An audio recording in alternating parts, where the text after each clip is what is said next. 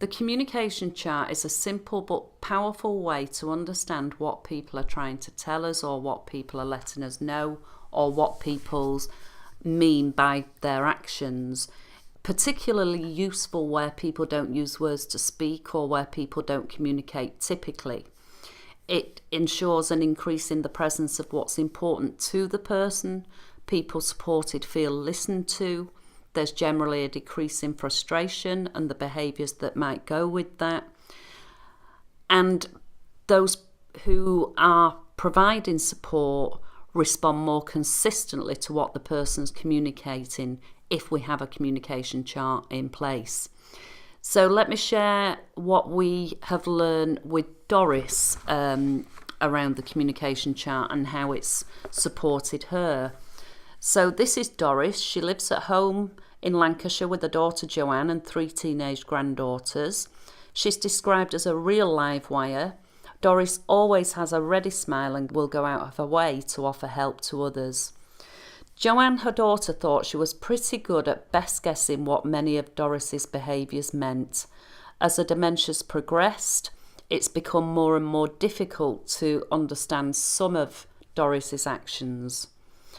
Joanne knows that if Doris is putting her hands in other people's pockets, it means that she's run out of the lollipops that she keeps in her own pocket. But there are some things that Joanne is still quite puzzled about some of the things that Doris is doing.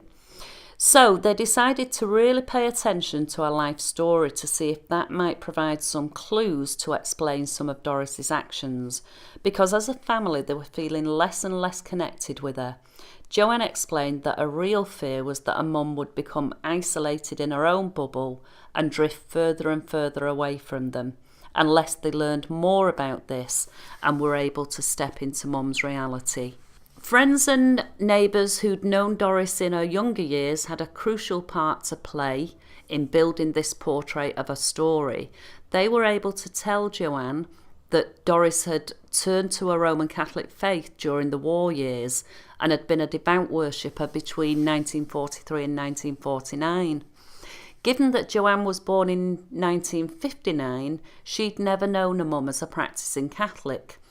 But what Doris's mum's friends helped Joanne to work out was that actually when Doris was putting a handkerchief over the teapot or something similar, what it meant was she was thinking about the Eucharist, and what we should do in response is get the book of minutes that Doris kept from church and play some of her favourite hymns. They also realised that when Doris was hanging socks up around the living room, what it meant was it was a celebration, maybe Christmas time. What we should do in response is ask Doris what the celebration is and enjoy it with her. Old friends had also described how troubled Doris had been about running out of items during rationing in the war, and that made Joanne think that her mum's reality right now was those war and post-war years, because that explained why Doris was stocking up on so many items. So Joanne describes her relief. She said we could get closer to mum simply by stepping into the bubble, which is her reality, with her, and making sure that she doesn't drift further and further away from us by being more aware of what she's telling us.